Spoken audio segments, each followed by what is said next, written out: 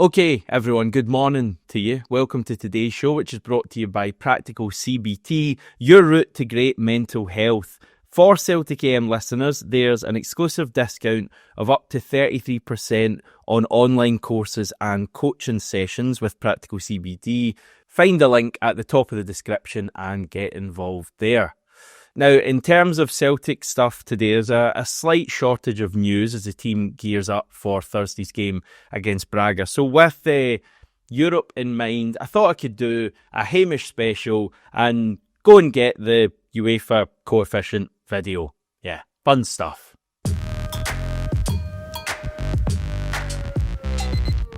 Yeah, it's been a wee while since we've done one of these State of Celtic in Europe videos where we take a look at like the coefficient situation, the financial situation. We're now nearly said we're now a Champions League team. We're now a Europa League team. You may have noticed that, I'm not sure. So things have kind of changed a little bit from a Celtic point of view with regards to the money that can be made in Europe this season. And there's differences in the coefficient points available as well. But it's not all bad. So we're going to investigate that today. You'll be tired of me saying this, but I always say the test is you should be able to watch this at the end of a long drinking session and it should still make some sort of sense to you. But if you are at the end of a long drinking session, get yourself up the road. You're embarrassing yourself again. First of all, though, before we touch directly on Celtic's coefficient, let's do the Scotland situation. You may again have noticed it's been a pretty good period for Scotland in the UEFA country coefficient table. We have been ranked between 9th and 11th between 2020 and 2024. So those were the glory days when winning the Scottish Premiership got you automatic entry into the UEFA Champions League proper. And that happened for us 3 years in a row. As I say, the real glory days. Sadly, a few poorer years have come in recent years for Scotland. We've actually fallen in the table. We dropped to 14th at the end of last season. Ironically, actually, after Scotland's best season in a number of years, we did really well in the Champions League. Rangers did pretty well, as they tend to do in the Europa League. So it was actually quite a good year for Scotland last year. But I think the countries round about us did even better. So we dropped down to 14th.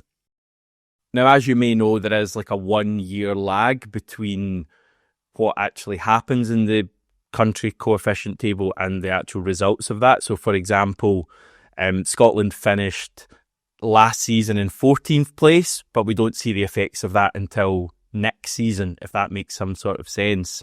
Luckily, from a Celtic point of view, I guess, there's actually no real difference between the 11th place, which we were for this season, and 14th, which is where we'll be next season, in terms of like what happens. If we win the league this season, we'll have one round of qualifying in the Champions League to overcome. And nothing's going to go wrong there. Maribor, Malmo, AEK Athens, Cluj, Ferencvaros, Midtjylland. So win the Scottish Premiership this year and we'll have one round of qualifying to get into the Champions League at the start of next season. Fine. Sadly, from that point, it looks like Scotland's going to fall further in the coefficient table. At the moment, in terms of the live ranking, we're actually 18th. So a hell of a fall even from 14th. But that's just after the dire start that our clubs have made in Europe this season. Now, an 18th placed finish would actually mean that the Premiership winners would have to overcome 3 rounds of qualifying just to get into the Champions League. So just to repeat, this isn't next season we're talking about, but the year after that, it's looking very much like if Celtic are going to win the league, we'll have 3 rounds of qualifying to overcome, which is kind of like back to what's the opposite of glory? I don't know, horrendous, dire days that we had in like the mid-2010s, where I think one year we had like 4 qualifying rounds potentially. At least it's only 3 this time. And that's like the best case scenario. You win the league and you have a chance of getting into the Champions League. Scotland, if they do drop to like the kind of 18th ballpark, wouldn't even have another Champions League place. So, for example, if Hearts were to finish second, see what I did there, they wouldn't even have a chance to get into the Champions League. I think we'd only get 1 Europa League place and only 2 in the Conference League. So it's like It's a real kind of turnaround from where we found ourselves in recent years, where I think we've had 3 clubs guaranteed like European football up until and after Christmas. This would be a very different scenario. It's easy to get a little bit worried about it. Thankfully for us, Celtic have a wonderful record in Champions League qualifiers, so nothing to worry about there. So yeah, just in a nutshell, in case you've dozed off, best case scenario, Celtic keep winning the league and we find a way to get through Champions League qualifying, probably 3 rounds and everything is well in the world. Worst case scenario, we maybe stop winning the league and potentially become a club who plays their European football in the Conference League every year. Now that is an incredibly worst case scenario. It's not totally inconceivable, but that is a worst case scenario. I don't think that's going to happen. But qualifiers are happening. Just one wee other thing to throw in here that isn't entirely relevant to Celtic right now, but definitely should be. There is a potential saviour here, and that is that if the UEFA Champions League winner has already qualified through their domestic league. For example, Paris Saint-Germain last year, they qualified twice basically, once through winning the Champions League and once through the French league. Then UEFA awards that additional place or that spare place to the team with the highest coefficient in the entire Champions route. So it doesn't matter if you're a team from a far off country that comes in the first round of Champions League, Champions route qualifying. If you have the highest coefficient, you'll be parachuted straight into the league phase of the Champions League. Just ask Olympiacos, who it happened to earlier this summer. They were meant to enter at the second qualifying round with 3 rounds to win to get there, and they were parachuted straight into the league phase. I think they play Arsenal this midweek, so not bad for them. Their coefficient is pretty good. It's 53.5 at the moment. Celtic's is a bit back on 36, so it gives you an idea of where we should be trying to get to. But if we can get to a point where we're at that kind of 50, maybe 55 level, there is a world where just being the champion of Scotland could get us straight into the league phase. But we'd need to buck up our ideas in Europe. That leads me on to the club coefficient situation. So Celtic, currently the live ranking sees us in 58th place in Europe, sandwiched between Karabag and Ferencváros. That gives you an idea of where we're ranked at the moment. We should certainly be a good bit higher than 58th, I would say. The good news there is that we have 3 relatively low years to drop off the far end of the scale in the coming years, and of our total of 36, 16 of those were gained just last year alone. So it shows what can be done when you start actually doing well in Europe. And just to give you a bit of kind of info on how those 16 points were made up last year, and then we can relate it to the Europa League this year. So we got 2 points for each of our 3 wins we had last season. So that's 6. Well done if you worked that out. We also got 1 point for each of our draws. We had 3 draws in the league phase. So that's another 3 points. So we're up to a total of 9 so far. You might just be asking, we drew in Munich as well, Hamish. UEFA doesn't dish out points for that knockout round because not everyone plays in that round, if that makes sense. So, as I say, we're up to 9 points. As for the final 7 points, taking us up to 16, they were given as bonus points for us finishing 21st in the giant UEFA Champions League table.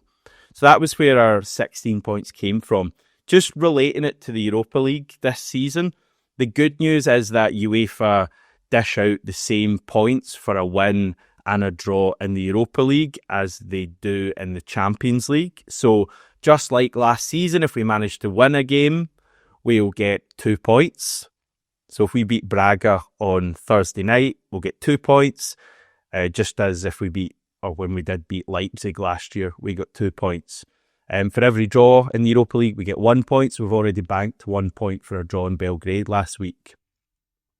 So if you imagine, maybe we go on a wee win and run, and maybe come away with 3 wins and another couple of draws, that would take us up to 9 9 points potentially, so there's points that can be earned here. The drawback though of being in the Europa League is that you don't get nearly as many bonus points for where you finish. So I have lifted this from the UEFA website. It's ever so slightly blurry, but it shows how many points UEFA gives for each position in the Champions League and the Europa League. Now, as I say, last season in the Champions League, we finished 21st in the giant table and we got 7 bonus points as a result. There aren't as many points available in the Europa League. In fact, even if we finish top of the Europa League table this year, we wouldn't get as many as we did last year for 21st in the Champions League. However, as you go up the Europa League table, and assuming we're looking at the left-hand side of the screen and the top 18 somewhere in there, then, you can pick up a couple of bonus points or more, depending on how high you finish up in the Europa League. So when you factor that into some of the results you can pick up, clearly in easier matches in the Europa League, I didn't say easy matches, I said easier matches than in the Champions League, then there is an opportunity for us to rack up some coefficient points this season. And as I've said earlier, that could be very important going forward. So, a lot of the clubs around us in the coefficient table actually have earned most of their points outside of the UEFA Champions League. Now, for example, I used Olympiacos earlier because they have a really good total, and they've earned the vast majority of their points over the past couple of seasons, so last season and the year before that. Neither of those seasons were spent in the UEFA Champions League. Last season, they finished 7th in the Europa League table. Just getting that high in the table and finishing 7th gave them a huge coefficient total from last season, obviously due to the amount of wins. I think they actually got more than we did in the Champions League, and we did really well in the Champions League.